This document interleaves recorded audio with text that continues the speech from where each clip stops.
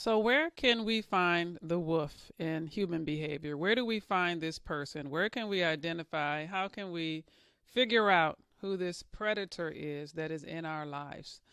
The intentional dog who plans to eat off of you, who plans to consume you, or that plans to devour you. This person that is in your close proximity, right? This can be a person, it can be a thing whose way of expressing itself does not match what its true goal is, which is, again, to consume you, to live off of you. Start thinking about human behavior. Who's doing this? To live off of you. Who's eating off of you, right? And what is it to be consumed? To be used up, to be depleted, and to experience all that comes with that. So if you're experiencing any of these things, you probably have someone around you who is a predator or a leech of some sort, which is a whole different ballgame if we're talking about leeches. So, like other predators, wolves look for an injury. This is how we can start to see this, to make sure that we are protecting ourselves. Wolves look for an injury, and then they attack you from the side, meaning a place where you cannot see them.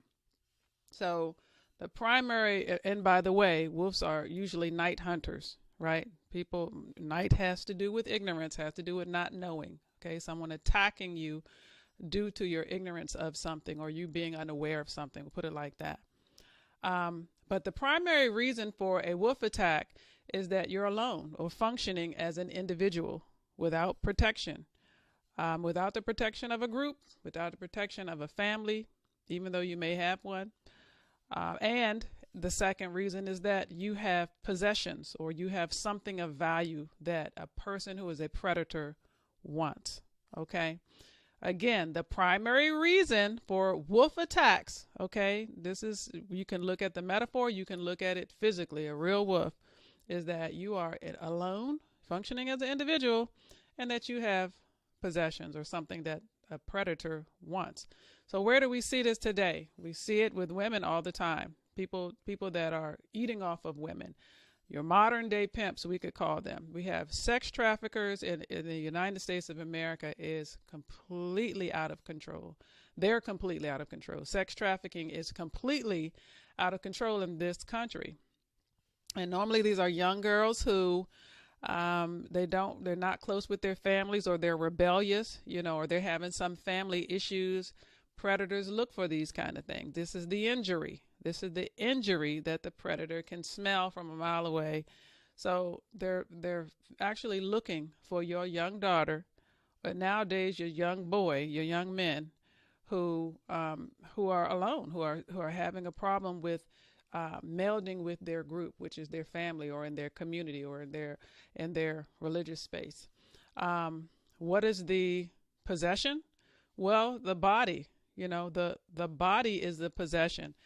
Listen, okay, right now we're having a humongous problem with women not understanding that. Your body is a reward, it is a gift, it is a possession, it is a treasure. It should be treated that way, okay?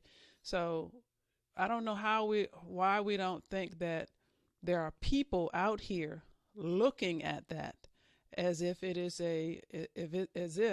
something to be desired. Why would you think that you're safe? Why would you think that by showing everything, you're safe? That's kind of the opposite. Don't expose things that you want to protect. So, in this day and time, we've lost that. It's almost out the window for a lot of women. And it's unfortunate because there are predators there. And a lot of us are single. You're alone. You're left with possessions, even though you don't even realize or respect that your body is a possession. Other people actually do, and they'll come take it, right? Your possessions, your home, your money. There are predators out there that are specifically looking to see what they can take from you and strategizing to see if they can get it. So, these goods, I'll call them goods. Back in the day, they called them booty. Today they call it booty. I don't know, but these are goods. They're things that should be put away, that should be protected. We're letting our young women go out at all hours of the night, go where they want, come in at all hours of the night, hang out with whomever. There seems to be no concern about protection. It really seems non-existent. And then with our men, it's kind of like, okay, well, guys, what are you doing? You're supposed to be, this is supposed to be your thing. Even if it's not ours, this is supposed to be your thing as men. Where is that level of protection? Are you really involved in the way that you should be? And you don't need a woman's permission to protect her. Even if even if your daughter is acting like she doesn't want to listen to what you're saying, that's really your responsibility, your obligation, your duty. Do it anyway. That's what I'm trying to say. But even myself, like I try not to be outside at night by myself. Maybe that sounds crazy to y'all, but I do my grocery shopping during the daytime. I don't try to do anything at night. And if I do, usually my husband is with me or I'm with someone. I don't like to do that because I feel alone. I feel like, okay, well, what if someone attacks me? What am I going to do? A lot of times we wait until it happens. Then we want to get all serious. We want to throw up the flag for human rights and start fighting against, young women being molested and raped and taken and abused. But we wait for that to happen. No protection. We wait until after it's too late to get serious. So is this a fantasy? Are we living, this is that dog behavior stuff I'm talking about. You're saying you want one thing, but you're not doing the thing you need to do to make it happen. You're not going to be safe if you're traveling by yourself all the time. Even when there are women that travel the world, they do it all by themselves. I wouldn't condone it. I would say, hey, are you safe? I mean, is that a good idea? What if something happens to you? Should you be doing that? Is that the best idea? In this day and time, there's so many predators. People have lost their damn minds. They're no longer thinking as elevated human beings. That makes you unsafe. All I'm saying is just think about it. Maybe reconsider some of your habits of being alone. Okay. And maybe rethink whether or not your body is valuable and how much of it you want to display when you're alone out there moving around by yourself while people are acting as crazy as they're acting, right? That's insane to me. But on the flip side of it, for the men, you have these women that are looking to be predators, that are looking to consume you. This is becoming a lot more popular now. I mean, one popular term we have is the gold digger, the woman that looks for the man who has all these possessions, but she doesn't really have any intention on, being the wife and taking on the responsibility of the family. She just wants your money, so men also have to be very careful about women these days being predators, right? So, the point I'm making is that being alone and having possessions, those are two things that set you up for being attacked, to being taken advantage of by a predator. Then there are our children. Our children, we're letting our young girls go out whenever they want to, very loosely. Now we have to think about not just the fact that they go out of the house, but when we get on devices, we're going out into the world, right? The protection, once again, my brothers, I listen. I don't have a problem with not only taking the blame, but giving the blame. Okay, so my brothers, I want to know, do you have, and please comment, because I don't know. I haven't seen it. Do you have concern for what your daughters or your sons are doing on their devices? Do you have concerns? And if you do you leave it up to the mom to say, hey, honey, get off your device. You've been on there for 2 hours. God knows what you've been doing on there. Do you take the time to interact with them? Do you take the time to say, okay, let me go ahead and check this history, because it's my job to protect. It's my job. Even if your mom is protecting you, I need to protect you on another level. That's my job. So I'm asking, is this something that you care about? If not, why not? I can't imagine much more being important than that with protecting your young daughter and your children in general, because that's where they are all the time. They go outside of the house all the time on their devices. Are we doing that? So just something to think about. But being alone with possessions. There's your picture. You see the kids all the time. They could be sitting there right with you and they're alone. They could be sitting right there in a group of people and they're alone with their possession. And who knows what they're doing on there. So, I say let's check. I say this is not an invasion of privacy. Children have rights too. Wonderful. But if you're living under my roof, then you have limited rights. That's what we have. So I wanted to take a look at this children's story called Little Red Riding Hood. You all know now that I'm going to be writing children's books. A lot of it is going to have to do with this content. I'm touching on animals because children can relate to animals very well. And there are modern day lessons that we can take from animals that aren't in these old children's books. Also, we can go back and take another look at some of the children's books and analyze what they were talking about. So let's look at the story of Little Red Riding Hood, right? So you have this little girl.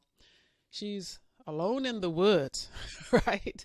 Now she's just not alone. She's alone in the woods, and she's got on a red jacket, okay, for everyone to see. And she has a basket of possessions. She has a basket of food. She's taking it to her grandmother's house. So the whole scenario is just wrong, right? Nobody's letting their child. Well, no, I'm not going to say nobody, because in this day and time, I can foresee people letting their child loose in the woods with it, because that's what we're doing now. Pretty much letting them loose what to do whatever they want. But this child, she's on her way to grandmother's house. She gets to grandmother's house. Somehow the wolf has gotten into grandmother's house, and the wolf is now the grandmother, right? So she comes in, and just that part alone. Okay, I'm not letting anyone in my house. This is another protection thing, okay? Protecting me from predators. I don't answer the door at my house, especially if my husband's home. I don't answer the door. He answers the door. Also, if I don't know you and I look out the window, I'm not going to answer the door. So, call it old fashioned. You don't go out at night. You don't answer your door when people come. I don't do any of those things. So I don't know. Maybe it's weird to you, but it's not weird to me. I feel like, look, if it's between you and I and somebody's coming to attack, it's probably going to be you because I'm not, there's just things I don't do. And part of it is my morals. Part of it is I don't know you. You could be a predator. I really do think like that. And I think that's how women in particular should think. I don't know what has happened, but I'm just saying this is real stuff. This is how women get attacked. This is what happens when we are not thinking about protecting ourselves. So anyway, the wolf would not be coming in my house. The wolf will not be coming in my house. Will not in the past, the present, or the future. That's not happening. I have a lot of stuff, but a lot of protections in place. So this child, this wolf is dressed like this grandmother. The child gets there, and immediately the child starts saying things like, "Oh, grandmother, what big eyes you have." And the wolf is like, "Yeah, better to see you with." She goes on, "What big teeth you have, better to eat you with. What big nose you have, better to smell you with." So some of the things that came to my mind while studying this and thinking about it in these terms of animal behavior is, your senses. So the wolf is a person that deals in the senses, right? So when a wolf is around, because a wolf deals in the senses, okay, he's a dog, he's a predatory dog. When the wolf is around, yes, I would say you have to use your own senses. You should be, when you are alone, okay, think about this. When you are alone and you have something of value, whether it's your body, whether you're alone with your car, you should not be on your phone. You should not be preoccupied. You should be looking around, trying to see if you hear any sounds, right? Using your senses to figure out what is going on. So the little girl is trying to, understand, well, what happened to my grandma? I mean, you kind of dress like her. You dress like the person that I love and respect and adore. Okay, think about this. The person you love and respect and adore, right? But this person is a wolf. This is how that person gets into your life. It can be a man that's coming into your life that way, someone that you admire, you respect, and you've allowed yourself to get close to him because you're not using your senses. Your senses are not being used for what you need to use them for. Let's just go back to animalistic behavior. Just basic understanding. Your senses are used to sense danger, right? That's really one of the biggest things senses are used for, right? They're used for other things too. We know that. But to sense danger, when do we use our senses to sense danger? How often are we doing that now? Do we realize that we're in any kind of danger, that there are predators all around us all the time? Is this one of the reasons why women feel like they don't need men? I know a lot of that is happening now. You don't need a man because you don't feel like you're in any danger. Yet every time you meet some guy and you're dating and you're going out and you're hanging with this person that you don't really know, who may end up doing something to you, even if it ends up sleeping with, ends up a situation where they've slept with you and then you've never heard from them again. That's a predator. He came and got what he wanted and he left and you let him in, right? Even if it's not on the level of rape or robbery or something horrible like that. But, a lot of us don't believe we're going to be attacked by a wolf because typically you can't see it. You don't know who the wolf is. You can't see him. He's functioning in the dark. He's playing with your senses. He's playing with your emotions, right? He's playing with you in places where you're not intellectually savvy. So you get attacked. But again, like I said, your morals, that's the thing that helps ignorant people when we don't know what's going on.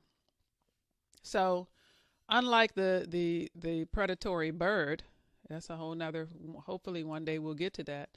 A predatory bird you can see, he's in the sky, you see him looking down at you in your injury and he's probably going to come down here with his friends.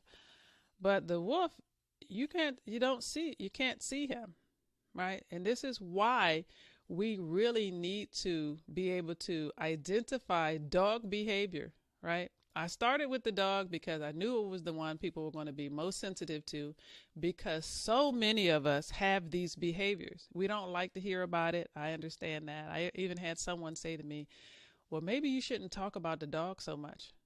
Why not?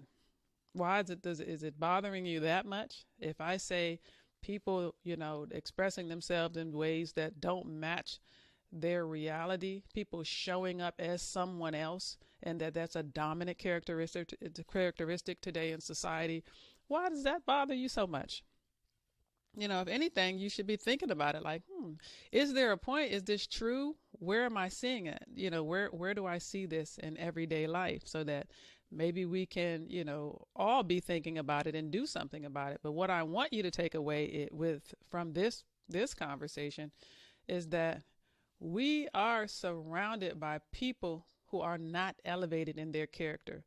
They have devalued themselves, they've lowered themselves, and they're capable of doing heinous things. We are seeing more crime, we're seeing more abuse than we ever have. And we need to start thinking a little bit differently about protecting ourselves and especially letting people into our close quarters, our homes, our close quarters, and giving them access to our most precious things.